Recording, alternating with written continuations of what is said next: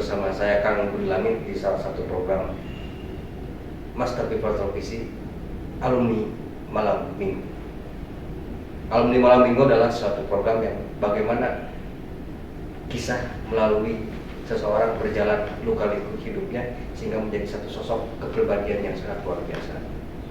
Sobat Master, kali ini saya kedatangan tamu yang luar biasa, perempuan hebat, perempuan tangguh yang hadir akan berbagi kisah tentang malam minggunya dulu. Sebelum melangkah lebih jauh, Sobat Master, kita sapa dulu dengan beliau, kita kenalan dulu dengan beliau.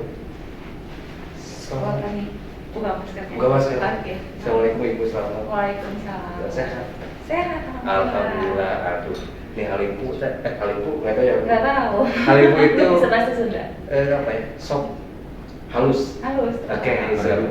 Oke, jadi saya silakan memperkenalkan diri sekaligus menyapa Sobat Master di Alumni Malam Minggu. Oke. Assalamualaikum warahmatullahi wabarakatuh. Apa kabar, sahabat Master? Perkenalkan, nama saya Haida Kuatina Nasution. Saya dari Sumatera, Kang. Dari Sumatera Utara. Jadi bapak saya Nasution, mama saya Melayu. Gitu. Jadi kalau diajak bahasa Sunda saya nggak ngerti nih, Kang. Kecuali ada penerjemahnya. Nah, saya dari Mom Be Healthy Mobile Laboratorium. Gitu. Oke. Saya panggil apa ya? Panggil Mbak Ida. Mbak Ida. Mbak Ida, oke. Sobat Master, ini Mbak Ida. Tapi sekarang tinggal di Jawa ya? Ya, saya di Jakarta. Oh, Jakarta sekarang. Saya di Jakarta. Oh, berarti takwa. Ini Jawa. jadi bolak-balik nih Jakarta Bandung untuk ngurus mobil. Keren, suatu yang luar biasa. Terima kasih. Oke. Kita melangkah ke bagaimana malam minggu Mbak Ida memaknainya di Sumatera apa di Jawa? Boleh? Sumatera. Oh, bagaimana malam minggu di Sumatera? Saya lahir sampai kuliah dan menikah itu di Sumatera. Oke. Ya.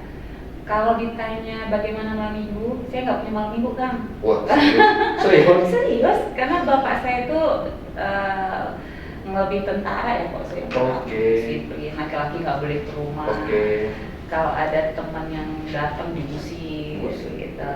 Ada kegiatan apapun nggak boleh. Gitu. Jadi ya aktivitas saya setiap hari adalah sekolah, ditungguin supir, pulang.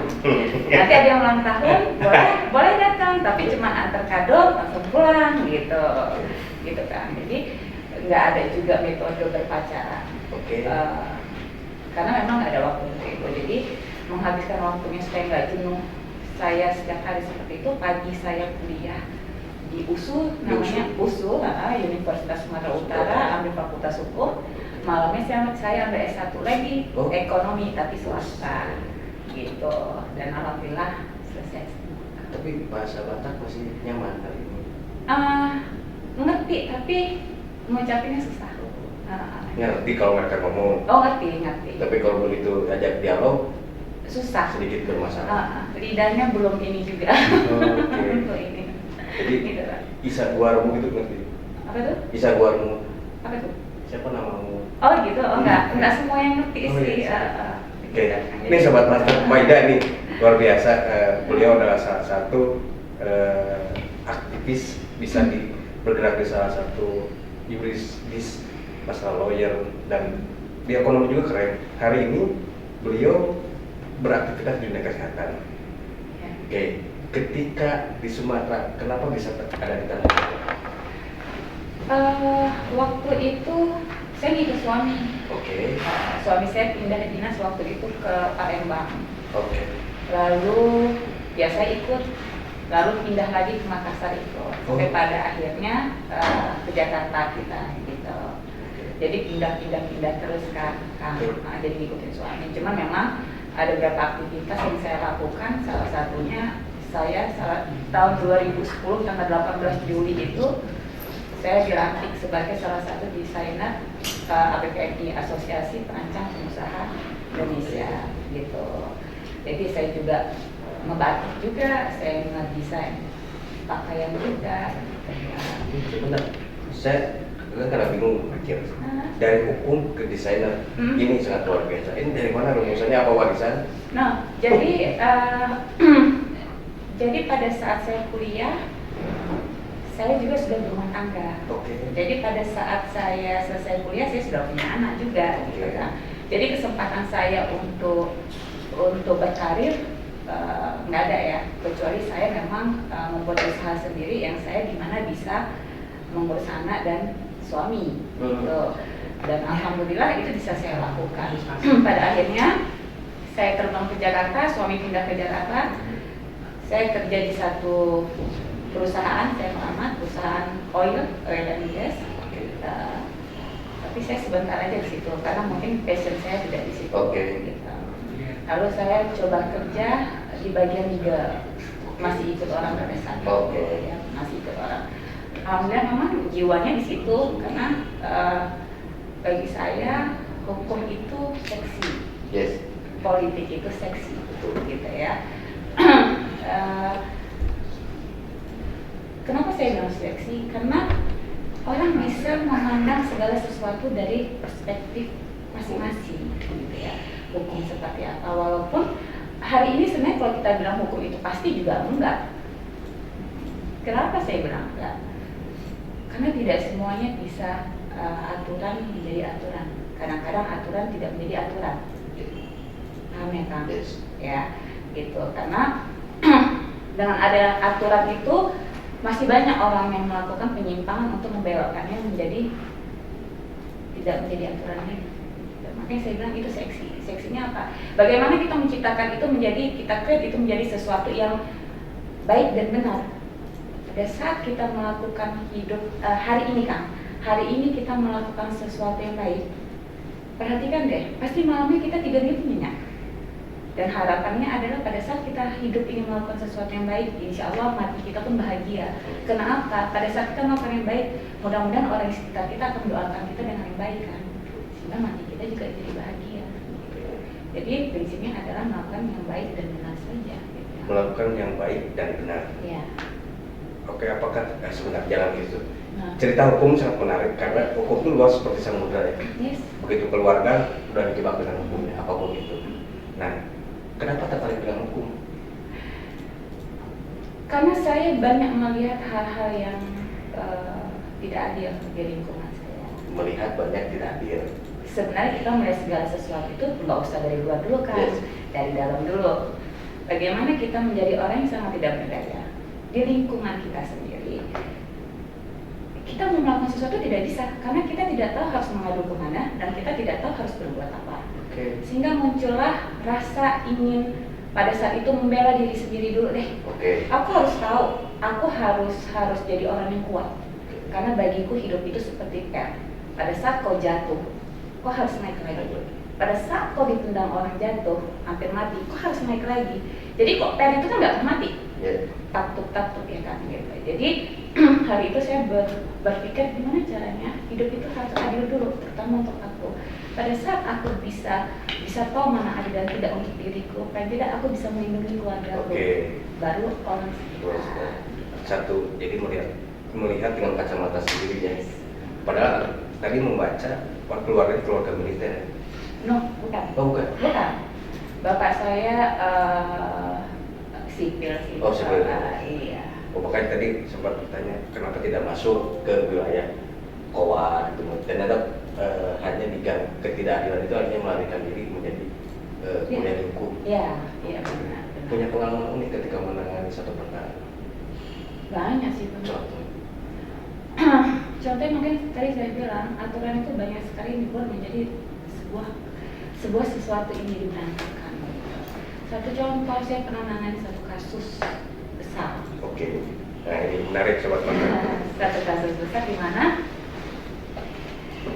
tiba-tiba saya ditelepon nih, Kang, pagi-pagi, subuh, harus merapat. Kenapa? Ini si A tidak ada kabar. Kita khawatir ada apa-apa. Benar, rupanya udah ditahan karena katanya narkoba, terus ada perempuan di dalamnya. Tapi ternyata itu hanya sebuah isu yang diceritakan karena dia terlalu vokal terhadap hari ini gitu ya, sehingga gimana caranya supaya dia itu dijatuhkan dan dilengsarkan supaya tidak terlalu vokal. Tapi di situ saya melihat kadang-kadang yang dilakukan ini kalau hanya sekedar politik nggak apa-apa ya Kang, karena mungkin dia pemain di dunia politik dan yang di sini juga bermain di dunia politik. Tapi kita harus ingat dan sadar bahwasanya bukan hanya dia yang dihadapkan dengan persoalan itu, tapi ada keluarganya. Secara psikologis istri dan anaknya kena, anaknya nggak mau sekolah, istrinya nangis karena beranggapan bahwasanya suaminya ada perempuan di dalam kamar itu, gitu kan. Tidak ada sama sekali. Sebenarnya efek dari itu adalah secara psikologis ke keluarga. Kalau ke pribadi yang bermain politik ini saya pikir nggak ada masalah. Impact dari permainan-permainan ini yang bisa menimbulkan stres yang berkepanjangan sih kalau saya bilang. Sampai harus ke psikolog segala macam. Gitu. Ini beberapa gang yang beliau tangani ya. Salah satu tadi kejadian peristiwa-peristiwa yang mungkin menjadi satu catatan bersama ya.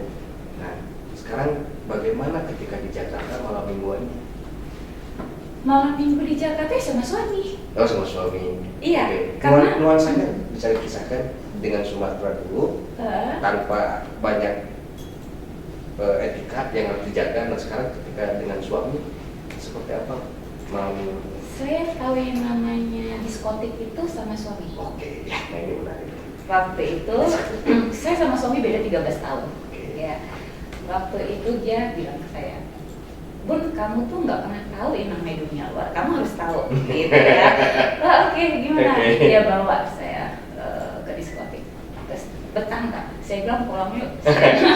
Saya nggak betah. Saya bilang, masa pacaran sama beliau juga nggak ada, gitu ya. Terus pada akhirnya saya pindah ke Jakarta, masa-masa bersama itu juga jarang karena saya sudah mulai disibukkan dengan berbagai macam aktivitas dan anak-anak saya sudah besar gitu. Jadi kecenderungan untuk ditanya malam minggu itu bagi saya adalah malam minggu saya adalah anak-anak. Bagi saya pulang kerja dan pulang sampai rumah meja makan itu adalah wadah untuk berkomunikasi saya dan anak-anak. Gak bisa berjam-jam itu Kang. Oh iya. Itu dicoba deh Kang. Itu berarti saya mencoba kalau makan selalu bersama sampai detik ini kalau saya. Iya. Dan itu berbeda sekali. Rasanya luar biasa Kang. Kadang family pun dari saudara yang datang, saya baru menemukan makan bersama. Karena family itu yang lain mereka masing-masing. Jadi seolah saya bagaimana menemukan rasa kekeluargaan bersama. Apapun itu yang kita bidangkan. Tapi kan kebersamaan itu yang mahal. Betul. Dan itu nggak bisa dibeli. Masa tumbuh kembang anak-anak itu tidak bisa kita ulang lagi. Betul. Bagi saya mendekap anak-anak itu dengan sentuhan itu penting. Yes. Karena sampai hari ini alhamdulillah mereka jadi anak-anak yang luar biasa bagi saya. Amin. Saya tidak pernah khawatir mereka ngapain di luar. Justru malah kalau saya di luar mereka belum cari saya di mana Bun, nggak pulang gitu. Terbalik ini keren. Terbalik. Sobat Master ini Mbak Ida ini sangat luar biasa. Jadi satu sisi bagaimana menjadi seorang public figure, satu sisi bagaimana menjalankan tugas suatu. Dan saya sekarang sendiri kan. Jadi bagaimana saya membesarkan anak-anak itu sendiri. Tapi alhamdulillah saya juga punya ayah dari anak-anak itu yang memang kita bekerja sama membesarkan anak-anak. Nah, hari ini anak saya kemarin baru wisuda. Alhamdulillah. Kemarin baru sama juga di hukum. Ambil kedokteran gigi di UI. FKG. Iya, FKG UI. Yang kedua insya Allah tahun depan selesai kan. Dan di sipil UI juga. Ini luar biasa bagaimana mendidik anak, mengajarkan anak menjadi sesuatu yang berbeda di tengah kesibukan, di tengah struggle dengan apa yang dihadapi saat ini. Iya. Ini Mbak Ida bagaimana bisa lari ke dunia kesehatan yang sekarang itu? Dunia kesehatan sebenarnya nggak sengaja. Nggak sengaja. Jadi pada saat itu memang dengan kondisi hari ini kita tahu semuanya sulit kan, gitu ya. Cuman saya selalu menyampaikan dengan siapapun saya bertemu, rezeki itu nggak usah dikejar Kang. Karena pada saat kita lahir Allah itu sudah mengasih rezeki untuk kita. Ya, gitu loh. Usaha kita itu kerja keras kita itu tidak akan pernah dikhianati oleh apapun gitu. Jadi saya punya prinsip pada saat saya lahir ke dunia, Allah itu sudah memberikan rezeki untuk saya. Tinggal bagaimana saya menyikapi hidup ini, masalah ini dengan baik. Saya jalani hidup itu hari demi hari, hari demi hari. Kalau saya bilang hidup saya itu monoton, ke orang lain mungkin temannya banyak. Saya mungkin tidak terlalu banyak teman, tapi alhamdulillah saya punya teman-teman sedikit yang berkualitas dan baik-baik. Betul. Iya, gitu. Pada akhirnya saya ketemu dengan teman-teman ini yang momentumnya pas, visi dan misi sama, gitu ya. Yang namanya kita ada berapa kepala, otomatis cara pandang itu berbeda. Tapi bagaimana kita orang dewasa bisa menyikapinya itu dengan baik, kan, gitu. Sehingga muncullah ide untuk menciptakan mobile laboratorium ini. Gitu. Dari mana itu terlintas harus seperti itu? Salah satu teman sih sebenarnya. Gitu. Jadi pada saat saya masuk pun sebenarnya ini sudah di-create mereka, gitu ya. Dan mereka bilang, ya ini tertarik nggak kalau ini? Gitu. Oh oke. Jadi mungkin saya pun di situ hadir untuk mendampingi teman-teman supaya tidak terjadi sesuatu, dan saya bisa mengingatkan mereka dalam bentuk kerjasama, jangan sampai ada apa-apa di mereka. Gitu. Bagi saya kan pertemanan silaturahim itu penting karena menghasilkan ya begini, menghasilkan opportunity yang kita tidak pernah tahu. Kita nggak pernah tahu hasilnya hari ini seperti apa, tapi yakinlah pada saat kita melakukannya dengan baik, insya Allah hasilnya juga pasti baik kan. Gitu. Ada dampak. Dampaknya sangat dari kegiatan ini apapun yang dilakukan oleh Mbak Nana pasti ada dampak, berdampak. Iya. Terlepas bagaimana dampak menyikapi itu. Yes, iya. Jadi dampak hari ini, kesenangannya itu, kebahagiaannya itu adalah kan kita memberikan informasi yang benar, akurat, dan kita berharap orang bisa percaya sama kita, bahwasanya kita, karena hidup itu bukan semata-mata karena uang kan, bagi saya dan bagi teman-teman ini, gitu loh. Kalaupun ada keuntungan seperak 2 perak nggak jadi masalah, tapi bagaimana yang namanya masyarakat ini tahu pentingnya kesehatan itu seperti apa. Contoh, misal kita udah tahu COVID ini berbahaya, tapi sebagian masih ada yang bilang, COVID itu nggak ada kok, bisa aja. Tapi sebenarnya COVID itu memang ada kan, gitu, dan itu memang sudah terbukti COVID itu ada. Satu contoh, masker aja, kadang-kadang orang masih suka lalai nggak pakai masker kan. Sementara kita tahu penyebarannya itu kan dari udara kan. Jadi happy-nya itu beda. Happy-nya itu pada saat melihat orang bahagia, orang senang, orang selamat, orang sehat, kita happy gitu. Ini menarik di kondisi sekarang, katakanlah ada virus corona itu. Ada orang yang tidak percaya satu sisi, satu pihak, tapi ketika ada bantuan sosial untuk korban corona ngantri setengah mati. Jadi bingung. Itu dia. Memang saya nggak paham ya, mungkin mindset kita sebagai masyarakat memang harus dirubah. Harus dirubahkan. Bagi kita sehat itu penting. Pada saat kita sehat, kita bisa mencari nafkah untuk keluarga. Benar ya kan? Pada saat uang kita banyak, tapi kalau Tuhan mau kasih sakit, kita nggak bisa ngapa-ngapain juga kan? Nggak berarti kan? Jadi hari ini, ayo saya mengajak teman-teman semua, ayo dong kita aware sama kesehatan kita. Karena pada saat kita nggak aware dengan kesehatan, kita membawa virus ke dalam rumah. Kasihan anak, suami, istri, ya orang tua yang ada di dalam rumah gitu. Karena diakibatkan oleh ketidakpedulian. Dengan mobile itu, mobile laboratorium. Saya boleh bertanya kenapa lamanya lebah?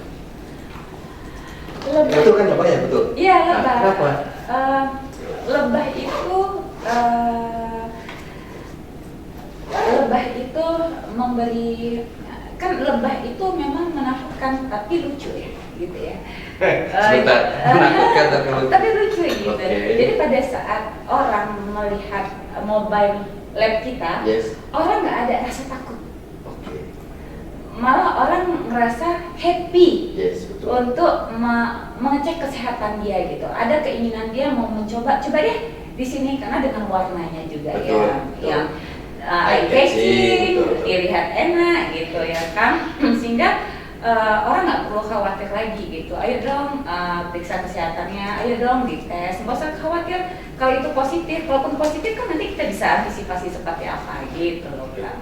Benar Sobat Master. Ini warnanya eye catching, terus kesan pertama juga ini fun, maksudnya fun.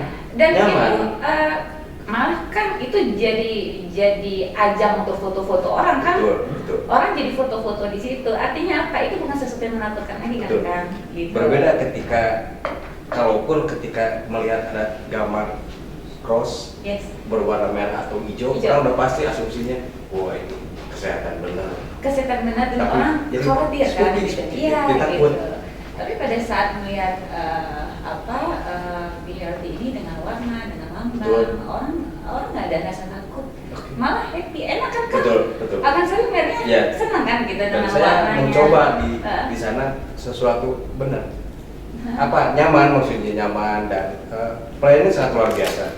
Oke. Dan ini bagaimana kalau Sobat Master yang lain pingin memeriksakan atau bekerjasama dengan BHT seperti apa nih? Kemana harus melangkah? Salah satunya nih Kang, kalau misalnya ada teman-teman yang mau memeriksa kesehatan atau apapun, bisa juga melalui MPTV gitu kan. Mungkin nanti nomornya bisa kita kasih ini ya Kang gitu. Gitu Kang. Dan ini sudah berjalan berapa lama? Aktivitasnya hampir 3 bulan. 3 bulan. Tapi alhamdulillah sambutannya sangat positif Kang. Sambutannya sangat positif. Gitu. Punya pengalaman unik ketika menangani itu? Banyak sih Kang. Contohnya ini kan sesuatu yang baru Kang. Dan teman-teman ini juga menjalani sesuatu yang baru gitu ya. Tapi kan di sini ada tenaga medis, ada dokter gitu ya. Jadi memang ini tantangan tersendiri. Memang sebenarnya kan kita sebelumnya tidak bergerak di bidang ini gitu. Tapi pada saat kita nyemplung di sini Kang, kita jadi paham loh Kang. Oh ternyata sehat itu seperti ini loh. Oh ternyata ternyata mau sehat itu juga sebenarnya nggak susah kalau ada kesadaran dari diri kita sendiri gitu loh. Yang susah memang kadang-kadang bertemu dengan orang lain yang tidak paham tentang kesehatan atau yang ternyata dia positif, yang ada marah-marah gitu, kita juga jadi bingung gimana ini gitu. Jadi bingung gitu kan. Jadi pada akhirnya pekerjaan yang mengajarkan pada kita. Oh iya, karena prinsipnya adalah begini Kang. Ini untuk semuanya mungkin bisa ini. Jadilah versi kelas 1 dari dirimu daripada jadi versi kelas 2 dari orang lain. Artinya, yang menentukan dirimu siapa adalah dirimu, bukan orang lain. Jadi pada saat ini kita melakukan hari ini, gitu ya Kang ya, ini adalah versi yang terbaik yang saya dan teman-teman lakukan, ya, yang menjadi versi kelas 1-nya kami. Kenapa? Karena di sini adalah melayani, ya, melayani lalu memberi informasi tentang sebuah kesehatan. Ini adalah versi terbaik dan versi kelas 1 yang bisa kami suguhkan untuk khalayak masyarakat seluas-luasnya. Ini satu kata kunci yang keren, to be number one. Harus menjadi. Benar. Harus jadi versi yang terbaik dari dirimu. Jangan jadi versi kedua dari orang lain. Jadi jangan sampai orang lain itu yang menentukan jalan hidup. Hari ini kita berkumpul, kita bersilaturahim, kita menentukan apa yang kita mau hari ini. Makanya terciptalah yang namanya Be Healthy. Dan terciptalah mobile laboratorium. Ini Sobat Master. Jadi kacamatanya adalah lebih baik beraktivitas di kantor kecamatan sendiri walaupun kecil, daripada bekerja di kantor wali kota yang besar punya. Iya, benar kan? Itu versi yang terbaik kan? Iya kan? Gitu. Betul. Oke. Nih, Sobat Master, ternyata Mbak Ida ini sangat luar biasa. Punya track record pengalaman yang bisa berbagi kisah, tidak hanya pada bagaimana menjalani roda hidup, tapi bagaimana menjalankan roda teknologi. Roda prinsip yang utama. Prinsip. Prinsip yang paling penting kan. Karena pada saat kita punya prinsip, tidak akan satu orang pun yang bisa mendikte hidup kita. Bagi saya prinsip itu penting. Karena pada saat prinsip, tapi harus berprinsip yang benar ya kan. Jangan prinsip nggak ngaco ya, repot juga kita. Makanya hidup itu lakukan dengan baik dan benar. Pada saat kita melakukan sesuatu dengan baik dan benar, percayalah hidupmu juga akan jadi equal, jadi baik juga. Bisa disampaikan mimpi besar Mbak Ida ke depan apa? Mimpi besarnya adalah pengen bermanfaat untuk orang banyak kan. Seperti bagi saya melihat orang tersenyum dekat saya aja saya sudah bahagia, seperti Kang Budi dekat saya aja dengan senyumnya saya udah bahagia gitu. Memberikan efek yang positif satu dengan yang lain kan. Dan mimpi yang lain adalah tetap menjadi ibu yang terbaik untuk anak-anak. Itu aja sih bagi saya. Ibu yang terbaik buat anak-anak. Yes, betul. Rumusannya seperti apa untuk jadi perempuan tangguh seperti Mbak Ida? Harus sadar bahwasanya menjadi orang tua itu tidak selamanya benar, dan jadi anak itu tidak selamanya salah. Ya, jadi jangan malu untuk meminta maaf kalau kita salah. Ini benar. Jangan pernah mendikte membuat anak-anak menjadi kalaupun dia melakukan kesalahan, jangan dijadikan itu suatu alasan kita untuk memaki dan memarahi dia. Rangkullah dia. Anak saya nggak pernah berbohong pada saat dia pertama kali merokok. Dia merokok. Padahal dia datang ke saya, Bun nggak bisa bohong. Kenapa? Maaf ya, abang merokok berapa batang, setengah batang, enak enggak mau lagi. Tapi kalau sekali contoh nggak apa-apa. Tapi jangan keseringan. Bagi saya komunikasi penting, kejujuran penting. Rangkullah mereka. Gitu. Jadi contoh yang baik juga. Bagaimana kita bisa nasihatin anak-anak kita kalau kita juga menjadi contoh yang baik untuk mereka? Gitu. Bukan menjadi pembenaran yang salah. Oh iya, jangan. Makanya prinsipnya adalah kita jadi orang tua tidak selamanya benar dan jadi anak tidak selamanya salah. Yuk, maksudnya belajar biar kedepannya akan tercipta generasi-generasi yang lebih baik lagi. Yang merasa disayang, yang merasa dicintai, yang merasa dirangkul oleh kita semua. Ini karena saya punya anak juga sama Mbak. Saya 4 anak. Oh banyak kan? Saya 3. 5 meninggal 1. Jadi ada satu pesan yang menarik tadi, bagaimana kita bisa mengakui kesalahan jika itu kita harus ke depan anak. Dan itu saya coba terapkan. Sampai detik ini anak saya dosa. Tapi saya tahu punya kasus sama film merokok. Tapi di depan saya dia tidak berani. Tapi ketika saya pulang dengan gengnya merokok, begitu ada saya pulang langsung semua dimatikan. Pak, saya tidak pernah minta, tidak pernah meminta. Akhirnya mungkin seperti itu, bagaimana menempatkan diri dan memaafkannya. Akan tahu kenapa dia matikan rokok? Karena dia respect sama ayahnya. Ya itu.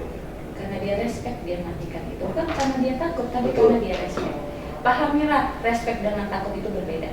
Karena pada saat anak takut dia akan bisa jadi pencuri di pada hari nanti. Dan pada saat dia respect dia akan menjaga itu kemana-mana. Karena saya selalu bilang, baik yang kamu lakukan akan baik untuk diri kamu, bukan untuk bunda. Tapi buruk yang kamu lakukan akan buruk untuk kamu, bukan untuk bunda. Gitu. Cuma memang impactnya pasti ada ke orang. Gitu kan. Mbak Ida, ini pesan buat Sobat Master biar harus seperti apa menjadi perempuan? Yang paling penting dalam hidup ini adalah melakukan hal-hal yang baik aja kan. Tetap di rule-nya, tetap di koridornya. Insya Allah semuanya akan baik. Amin. Gitu kan. Benar. Nih Sobat Master, ternyata Mbak Ida luar biasa, on the track pada sesuatu yang baik. Jadi bagaimana kita membangun suatu konsep tidak hanya sebatas bagaimana konsep itu bertahan, tapi bagaimana membangun konsep komitmen yang utama. Prinsip yang utama. Betul. Karena itu akan menjadi pagar hidup kita. Jadi benteng kan. Jadi benteng, bukan pagar. Kalau pagar itu bisa roboh. Jadi benteng. Jadi benteng. Gitu. Karena kenapa saya bisa katakan itu jadi benteng? Karena hari ini alhamdulillah saya bisa berdiri dengan tegak. Kayak Per tadi kan. Mau jatuh gimana kan saya masih bisa berdiri kan. Betul. Sobat Master, ini sangat luar biasa Mbak Ida tadi Baida ini tidak terasa, sebenarnya banyak yang ingin dikupas, tapi Insya Allah ya Kang, nanti ada waktu lagi. ada waktu lagi kita Ya. satu sisi dengan Baida lebih berbeda. Seneng nih saya, ini jiwanya ini luar biasa loh Kang. Sebenarnya auranya positif sekali MPTV, luar biasa. Alhamdulillah. Alhamdulillah. Baida ini 3 kata alumni malam minggu buat Baida apa? Keren, 1. semangat, Oke, 2. happy. Oke. Keren, semangat, happy. Itu yang dipelihara dan menjadikan imun yang sehat ya tubuh buatnya sehat, berpikir positif, Ya. terus melangkah pada on the track, sesuatu yang baik tetap lakukan terus. Ya, Karena itu kan kalau kita kata Baida tadi, siap kita berbuat baik, hidup pun akan baik. pada saat hari ini kita melakukan yang baik, percayalah, malam kita tidur akan nyenyak. Ini Pada yang saat mahal. dalam hidup kita melakukan hal baik, mudah-mudahan kita matinya juga bahagia. Kang. Alhamdulillah. Oke. Gitu. Oke. Ini Sobat Master tidak terasa ini dengan Baida alumni malam minggu ini sesuatu warna yang berbeda dari kacamata Baida selaku aktivis, pejuang, ibu rumah tangga, kemudian bagaimana berperan menjadi seorang public figure di keluarga dan di perusahaan. Amin. Oke, saya akan Lagi ditemani oleh Haida Kotina Nasution. sampai ketemu di alumni malam minggu berikutnya. Terima kasih.